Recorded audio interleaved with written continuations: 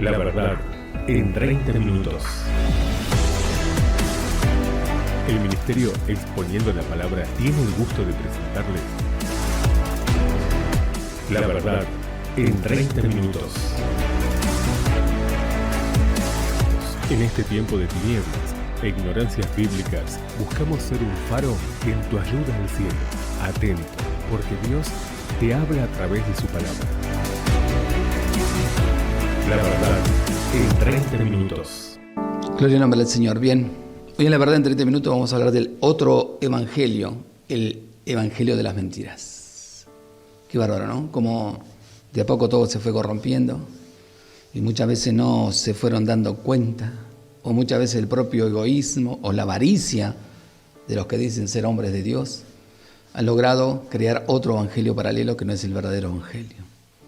Es triste cuando uno, siendo padre, conociendo a los hijos, no se da cuenta que uno de ellos está teniendo problemas, porque eso puede llegar a causarnos más problemas a todos los demás.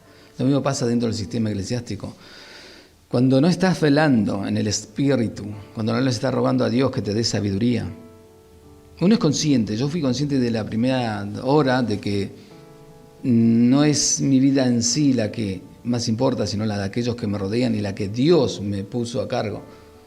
Y entonces tengo que estar velando constantemente por la salud espiritual de la mayoría de las personas que están creciendo. Pero creciendo en el Cristo de la gloria, no en mí, porque yo no soy nadie, usted no tiene por qué creer en mí. Y muchos de ellos que yo he conocido a lo largo de la vida se han desviado. Y todos se han ido al mismo evangelio, el de la mentira, el de la prosperidad, el de que si pones dinero Dios te va a bendecir, si no pones no vas a ser un maldito. ¿Cómo se desviaron detrás? ¿Cómo el diablo logró engañarlos? Vivimos en un mundo donde el padre de mentira, o de las mentiras, ha logrado tender una poderosa red para atrapar a los ignorantes. Ese es otro tema dentro del sistema eclesiástico. El 80% de las personas que dicen ser cristianas son ignorantes bíblicos. Ni siquiera han leído la Biblia una sola vez desde Génesis y Apocalipsis. Una en su vida. Entretejiendo la mentira con la verdad, lo santo con lo inmundo. La historia nos enseña cómo levantó en el siglo IV con tanto éxito que perdura hasta nuestros días la mezcla religiosa de la Roma pagana con su innumerable lista de dioses y ritos, como la nueva religión universal del Estado que creó el emperador Constantino. En esa nueva religión católica incluyo los mismos ingredientes jerárquicos, rituales y hasta sus diversos dioses antiguos los disfrazaron de santos, que obviamente tenía que poseer los atributos que son exclusivos de la divinidad. Por ejemplo, los católicos pueden pedirle cualquier cosa porque son todopoderosos en cualquier lugar, porque son omnipresentes en todo momento, porque son omniscientes. También conservó el poder centralizado en la cabeza del imperio, que era adorar como a una divinidad, en lo que se conoce como el césaropapismo, como lo llaman acertadamente los propios seguidores de este credo romanista. Más recientemente, a principios del siglo XX, confeccionó una nueva red, pero ahora con un ingrediente afroamericano, donde entretejió las religiones africanas traídas por los esclavos desde el continente negro con las regiones o religiones cristianas que habían comenzado a florecer en el nuevo continente. Allí utilizó con mucho descaro elementos que explotó exitosamente en el vudú, en casi todas las tribus africanas, que son, escuche bien, los gritos, los saltos, los aplausos, desenfreno emocional, enajenación mental, trances hipnóticos, autoinducido por la presión del entorno acelerado, por el ritmo de la música y las palmas. Balbuceo estático de sonido que supuestamente les comunica con su dioses o antepasados que ya murieron. Esto fue como un resultado de las atrocidades de la esclavitud, donde los blancos prohibieron a los esclavos toda práctica y expresión de sus religiones paganas, debiendo camuflar y cristianizar, entre comillas, sus creencias y ritos para no ser castigados por sus amos. Naciendo de esta manera iglesias, entre comillas, que no la son, con mucho jolgorio y bullicio.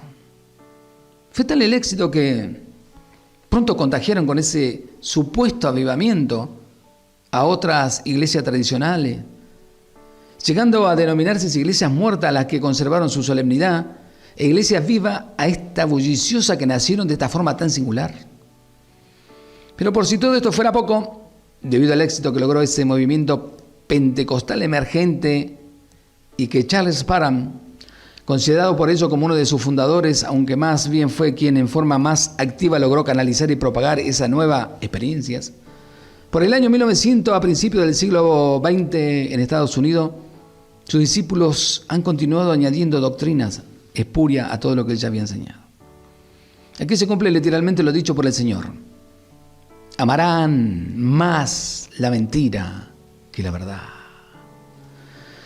Porque resulta muy curioso e imposible de comprender la posición pentecostal ante el plan de la salvación. Casi ninguno de ellos sabe si llegará al cielo, y los pocos que hoy dicen ser salvos, mañana no lo son. Porque la salvación que se les ofrece depende de su propio esfuerzo y no de los triunfos de la cruz en Cristo. Se les enseña que si perseveran, si son fieles y no pecan, entonces podrán entrar al cielo. Y como no existe ni una sola persona con estas cualidades según su propia definición, ninguno de ellos llegará a las moradas celestiales. El apóstol Juan, escribiendo a los que ahora son hijos de Dios, dice en su primera epístola, capítulo 1:8, si decimos que no tenemos pecado, nos engañamos a nosotros mismos y la verdad no está en nosotros. Inclusive el propio apóstol Pablo dice en Romanos 7, 17 al 20, de manera que ya no soy yo quien hace aquello, sino el pecado que mora en mí. Y yo sé que en mí, esto es, en mi carne, no mora el bien, porque el querer el bien está en mí, pero no el hacerlo. Porque no hago el bien que quiero, sino el mal que no quiero, eso hago. Y si hago lo que no quiero, ya no lo hago yo, sino el pecado que mora en mí. En esta mistura religiosa también encontramos ciertas raíces romanistas. Los católicos inventaron el mito del purgatorio, donde dicen que deberán ir las almas a sufrir por un tiempo que nadie sabe cuánto será, antes de entrar al cielo. Los pentecostales y muchos carismáticos en general creen que si no están en plena santidad cuando venga el Señor por su iglesia, ellos se quedarán a purgar su pecado durante la gran tribulación. Mire lo que mienten. Por lo menos son más magnánimos que los católicos, porque ese periodo será solamente de 7 años.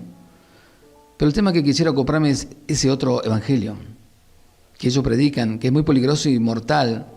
Dicen, acepte a Cristo hoy porque de lo contrario tendrán que salvarse durante la gran tribulación. Está ofreciendo salvación para hoy, pero si la rechazan mañana también se podrán salvar. Esto es una mentira del diablo. Dios dice, hoy es el día de salvación. Segunda de Corintios 6:2 dice, he aquí que ahora el tiempo aceptable. Y aquí ahora el día de salvación. Hebreo 4:7 dice, si oyere hoy su voz, la voz de Dios, ¿qué tenemos que hacer? No endurezcáis vuestros corazones. No existe ninguna promesa para el día de mañana con qué autoridad la ofrecen este otro evangelio. Esto se parece a lo que conocemos desde hace mucho tiempo, con que Dios os ha dicho. ¿Se acuerdan lo que le dijo Satanás a Eva? Así comenzó Satanás su artimaña con nuestros primeros padres. ¿Y por qué se condenó toda la raza humana? Simplemente porque aceptaron el diálogo con el enemigo de Dios. Hoy también dicen con que Dios os ha dicho que solamente hoy es el día de salvación. Eso no es así, porque mañana durante la gran tribulación también podrás salvarte. Diviértete, toma placer tu corazón en los días de tu adolescencia. Mañana podrás salvarte y preocuparte de la eternidad. Hoy diviértete y no tome la vida en forma tan grave. Para que su mentira resulte convincente, la envuelven con algunos pasajes de la Biblia que extraen de su contexto para manipularlos y entregar ese otro evangelio que se está escuchando en muchos lugares. Uno de los pasajes que utilizan estos exponentes de otro evangelio es Zacarías 14:16, donde dice, y todos los que sobrevivieron de las naciones que vinieron contra Jerusalén subirán del año en año para adorar al Rey. También le gusta mezclar ahora con Apocalipsis 7:9, donde dice, después de esto miré, y aquí una gran multitud, la cual nadie podía contar, de todas las naciones, tribus y pueblos, lengua, que estaban delante del trono y en la presencia del Cordero, vestido de ropa blanca y con palmas en las manos. La Biblia debe interpretarse con la Biblia, es decir, dentro del contexto general de ella misma. El problema se presenta cuando la pretenden entender dentro de lo que generalmente se acepta como verdad en el mundo religioso de hoy, sin importar que su origen no se fundamenta en la revelación de Dios, sino en lo que el hombre quiere que sea así. Hoy se cree que todos los que asisten regularmente a su iglesia, y especialmente si están al día con el pago de su diezmo, el robo de los siglos, que cantan con mucho fervor, que saltan y aplauden, que estos son adoradores del Dios vivo y por ende se cuenta dentro del número de los redimidos. Implícitamente muchas de sus canciones que han venido a reemplazar los himnos tradicionales lo expresan así. Entonan al ritmo de las melodías del mundo que vienen a adorar a la casa de Dios. Todos ellos se consideran adoradores. Piensa que eso le otorga la categoría de hijo de Dios. Por lo tanto, interpretan sin problema que cuando Zacarías 14:16 dice que los que sobrevinieron de las naciones después de la guerra de Armagedón y del juicio de las naciones subirán de año en año para adorar al Rey, estos dicen que ellos son los que se salvarán dentro de los gentiles después del arrebatamiento de la iglesia y que les corresponde vivir durante el milenio.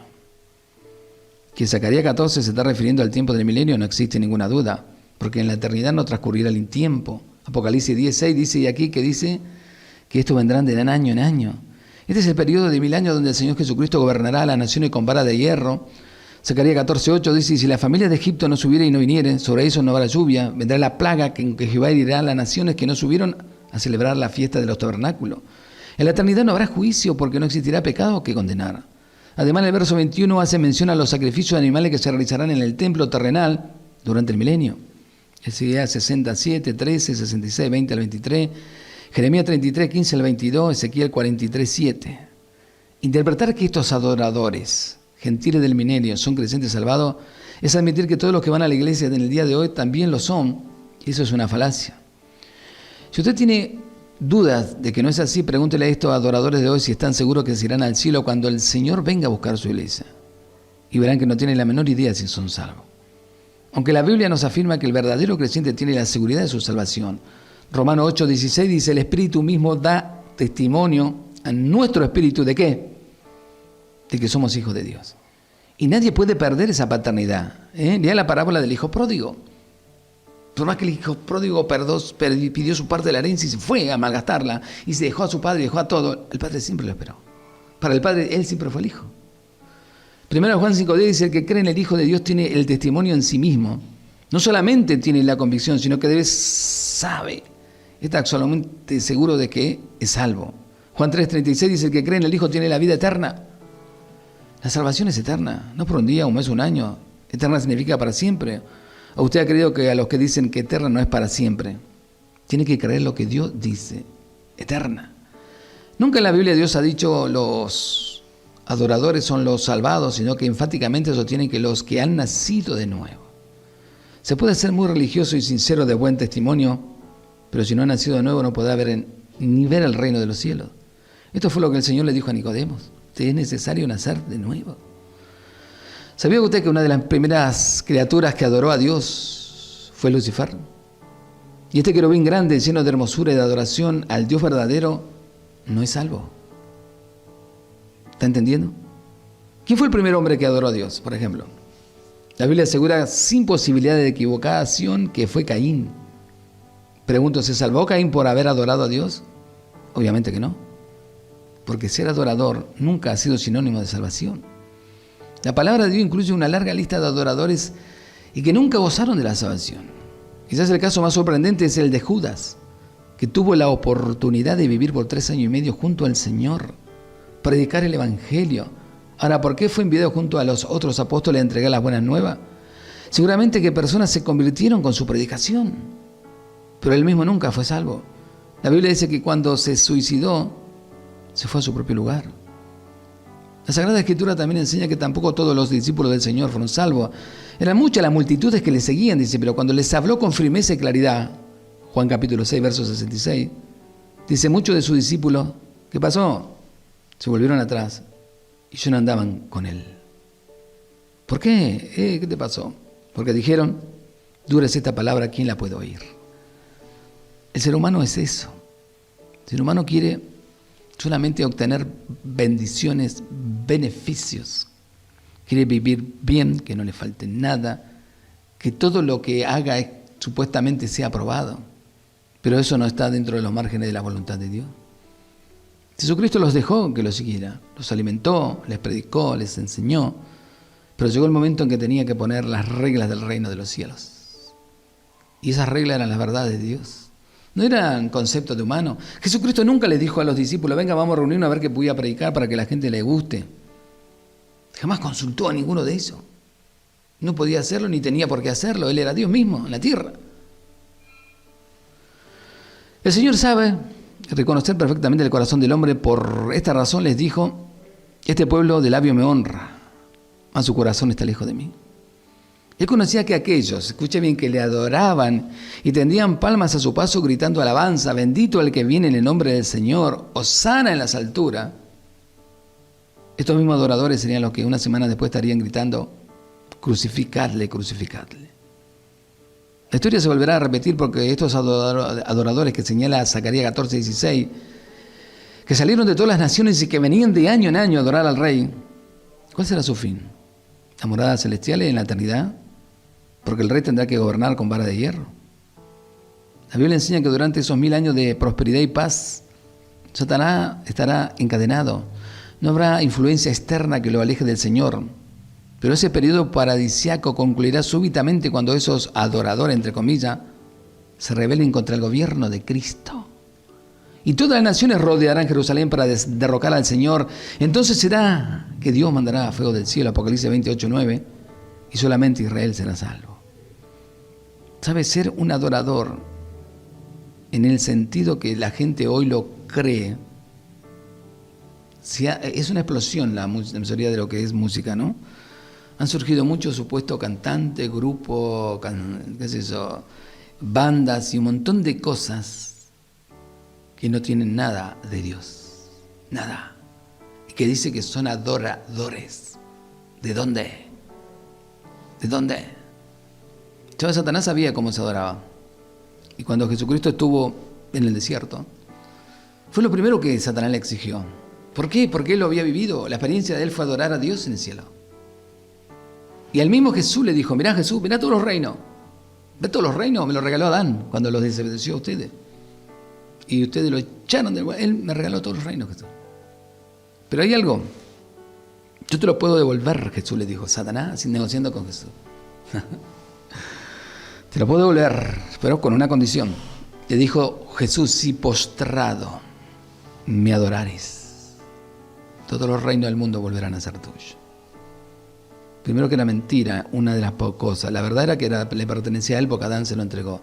Y segundo, que Jesús no necesitaba adorarlo para recuperarlo, porque iba camino al Calvario para recuperar eso y mucho más. No hacía falta postrarse y adorarle. La vida, vos tenés que adorar a Dios con tu vida. Las canciones pueden ser muy bonitas, muy lindas, muy inspiradas, pero en este mundo de mentira tenemos muy pocos adoradores en espíritu y en verdad. En el verso 14 aclara: estos son los que han salido de la gran tribulación y han lavado su ropa y la han emblanquecido en la sangre del Cordero. No se salvan los adoradores, sino los que se lavaron en la sangre de Jesucristo. ¿Y cuál será el destino de estos que vestían ropas blancas que salieron de la gran tribulación? El versículo que sigue le dice, el verso 15: estos están delante del trono de Dios y le sirven día y noche en su templo. Qué extraordinario, ¿no? Sabemos perfectamente por la enseñanza general de la Biblia que Dios prohibió a los gentiles, escuche bien, el solo hecho de acercarse al templo y menos aún ingresar a él. Eso es algo que mucha gente no sabe, que ministros tampoco enseñan. Nunca un gentil tenía permitido ingresar al templo de Jerusalén. Si lo hacía, caía muerto. Por lo tanto, nunca un gentil, póngale yo como gentil, si vivíamos en aquella época y yo decía: ay, yo también quiero llevar mi diezmo, quiero llevar un animalito o quiero llevar producto del campo, me voy a ir a Jerusalén. No me iban a aceptar, porque era solo para el pueblo de Israel, ni tampoco me iban a permitir ingresar, porque yo era un gentil, no era un judío. Mire cómo han tergiversado todas las cosas. Ezequiel 40:48 nos describe que el Señor levantará un templo en Jerusalén durante el milenio, donde Israel le adorará y restaurará los sacrificios de animales y las festividades que Dios instituyó para ellos. Por lo tanto, no existe ninguna duda que estos que emblanquecieron su pecado en la sangre del Cordero y que vestían ropa blanca en Apocalipsis 7, son los judíos que se salvarán. Sin importar en qué lugar geográfico se encuentren o qué lengua estén hablando, todo Israel será salvo. Romanos 11:26, y dice: y le adorarán en su templo, le adorarán.